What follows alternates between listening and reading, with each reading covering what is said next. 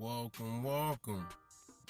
It's a pleasure to be back on here and continuing dropping the word of God Himself.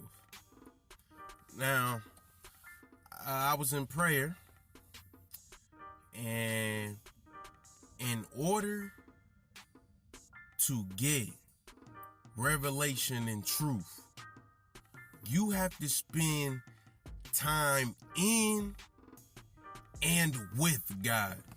If you don't spend time with and in God, how are you going to understand anything that He's trying to tell you from one, let alone be able to speak what He may want you to say? You can't.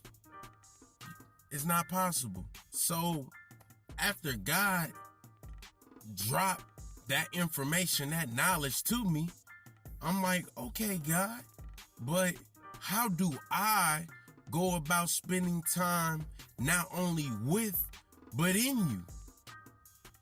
And He replied, like Nehemiah. So when He said that, of course, I'm scratching my head. I'm like Nehemiah? I'm like, oh, okay, God, but I'm gonna need you to help me. Help me understand this, God. I'm being honest. I do not have the answers. I don't know all the answers. I don't pretend to. But I know that the Spirit in me trusts you and that you will bring me that knowledge, that information. So help me understand this, God. Out of all the prophets in the Bible, you tell me like Nehemiah. Now, I like Nehemiah. Matter of fact, I like all the prophets in the Bible. I happen to think I got little pieces of all the prophets in the Bible. But the reason I like all the prophets, male or female, is because you learn them. It's like, okay, he's a bold one. This one was one that questioned God. Like, okay, God, can you do this for me? Okay, God, I know I asked you, but can you do this? It's like in the prophets, you can see yourself as a human because we all have flaws as a human. God knows that. God sees that. But it doesn't change the fact that once He calls you to the office of a prophet, ain't no running from that. That's what you are. That's what He called you to, whether it's the office of a prophet, apostle, evangelist, a pastor, a bishop, a deacon, whatever it is. That's what He called you to be. That's what He called you to do. That's what you gonna do. So while having this discussion with God, because this is how I talk with God. I'm talking. I'm like, all right, God, out of all the people, you bring Nehemiah to my mind. Why is that, God? Like, help me. This is how I talk to Him. And whatever He's bringing, whatever He's telling me, if I got questions, I'm going to ask. If you don't ask, you won't receive no answers. So in asking that, He said, cry out. Cry out to me. So I'm like, I am, God. Now, there were some things on my heart heavy at that time while I was praying to God. And I don't know why, but I was crying, y'all. I don't know why. Anybody who knows me know I'm not a crier, but once I gave my life to God for whatever inexplicable, unexplainable reason, I became a crier, man. I ain't ashamed of it. It is what it is. But I was crying while I'm asking Him why, out of all the prophets, why Nehemiah? And He's telling me, cry out loud, cry out to me. And I'm like, I am, God. Can't you see me? Like, my heart is heavy right now. Nehemiah was a crying prophet. He cried out for his people. He cried out for his region. He cried out for God's people. And God told me it's because you are crying out for your people, for your region, that Nehemiah was brought to you. I need you to cry out. God can't hear you if you ain't crying out. If you, God, please, I need you to do something for my region. That ain't reaching God.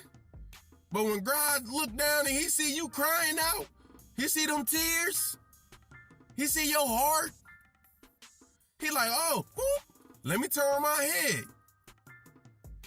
This person right here crying out to me, hey, stop the press, hold. I need to see what's going on here. Everybody else wanna be cliche. They wanna be cool. They wanna be the cool cat. I got all the drip. I got all this. Nah, this person is crying out to me. Face all ugly because the tears, the snot, and the that's getting God attention. And he told me, because you are cry out. Just like Nehemiah. You are a Nehemiah. That's why I brung Nehemiah to you, because you crying out. People, we need to cry out. The time for that being pretty, the time for that, I ain't doing this, I ain't finna have these people looking at me. I got on this good clothes and dress. The time, that's dead. Cut it. Cry out. You ain't there to impress people. You there to get your breakthrough. You there trying to cry out to God because of what you dealing with. You over here wondering why God ain't answering me, he ain't hearing me. But then you want to get mad at the people who are getting breakthroughs and answers. Well, so-and-so over here, man, ain't trying to look like all that and do all that. Ain't finna be crying out and on the altar, on the pulpit. And well, why you ain't doing that? The ones who are is the ones getting that answer, because God hears them and he sees them. So cry out. Hey, ain't no shame in my game. I admit, yup, I'm crying out. I'm crying, snot dripping down, get caught in my beard, tears flowing left, right, up, down, side to side. It's going every which way. I don't care. I do not care what I look like at that time. All that matters to me is that God hears my cries. He hears me. He sees me. And speaking what God say. That's all I care about. Outside of that, I want all the smoke. I mean that. I want all the smoke, with the exception of God and my wife. I want all the smoke. So I'm like, okay, God, thank you. I thank you, but I got one more question. What are the keys to spending time not only with you, but in you? Because I don't know. There has to be more than one key. If there's one key, if there's one main principle, then tell me. But it has to be more than one. What are they? You know what he told me? He said, the first key. The first key. Pray. You have to be praying. If you not praying, how else are you supposed to develop a relationship with God? People say they don't understand who this magical, immaculate God is. Well, one, he's not magical. He's real. He has power. And he about his business. That's first of all. Ain't nothing magical about it. But how you gonna get to know somebody if you don't build a relationship with them? You're not praying to them. You're not talking to them. You're not seeking them. You can't. You will not develop that. So one, pray. Number two, read. You gotta study up on people. The Bible is the blueprint. I don't know how many times I got to say that. The Bible is the blueprint. From Genesis all the way to the end of Revelations. You got the prophets, and they giving all instructions, and it's repetitive. And you got God talking. If you do this, I'll do this. If you do that, I'll do this. It's repetitive. He trying to hammer home, like, look, if y'all do this, everything is going to be good. Gucci. You going to be straight. You ain't going to have to worry about nothing. Not saying that life will not get hard, because you will be tested. Look, just ask Job. I know you can't ask Job, but look at Job. The perfect man, upright. Have you ever considered my servant Satan? He allowed Job to go through the head. But Job got his get back. Job got his get back. And through all that, he never disrespected God. Of course, you're going to get frustrated and upset. So God had to go ahead and drop them Jews on him. Had to let him know, hold up. Your ways ain't higher than mine. You ain't gonna understand all this. But Job was like, my bad. That's my fault, God. But Job got everything back. And then some. So read. Study to show thyself approved. Well, first of all, you gotta read before you can know what to study. Know, ooh, this word, I don't know what this means. Let me look this up. You can't do nothing if you ain't reading. Y'all, we so quick to read other non-essential, non-important things, but when it comes to the Bible, we act like we don't want to read. I don't know everything about the Bible, but I tell you one thing, the more times I go through it, the more nuggets I get. And hey, that's what works for me. So I'm gonna keep doing that until God instructs me otherwise. Number 3. Of course, you have to study. You have to study. Now, I don't know, each person is different. Each person is different, but you're going to have to put in some time. You're going to have to study. However it is, whatever works best for you, writing down notes, highlighting, printing off some stuff. I don't know. Whatever works for you, whatever God is leading and instructing you to do that. But you're going to have to study. You're going to have to. Some people, they all up in that thing. I know people who study, they study. I be like, whew. Now, there was a point in time that I didn't study. I just used to read the Bible front to back, I make some notes, But what works for me is reading that Bible over and over again, looking up words that, jump off to me, like, what does that mean? And it sticks with me. And the more I go through it, other words will jump out. That's me. That's me. That's what works for me. Do what works for you. But study. You're going to have to study. And the last one, which is rule number 4, you're going to have to trust God. You're going to have to trust God. Leave the rest to Him.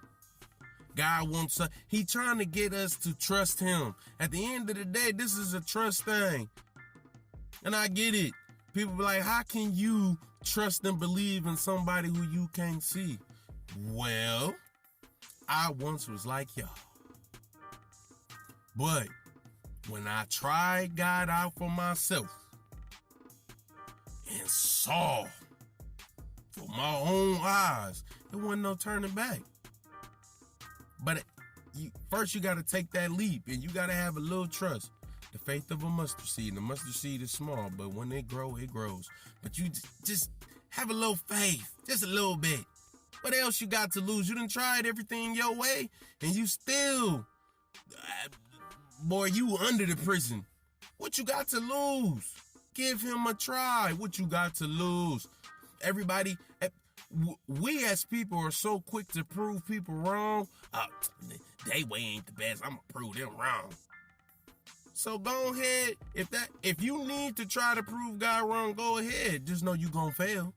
But if that's what it takes for you to give him a try, hey, I'm not knocking you. And I mean that out of love. I mean that sincerely. Whatever it takes for y'all to give him a try, whatever it takes for us to give God a try, do it. But when you do that, and he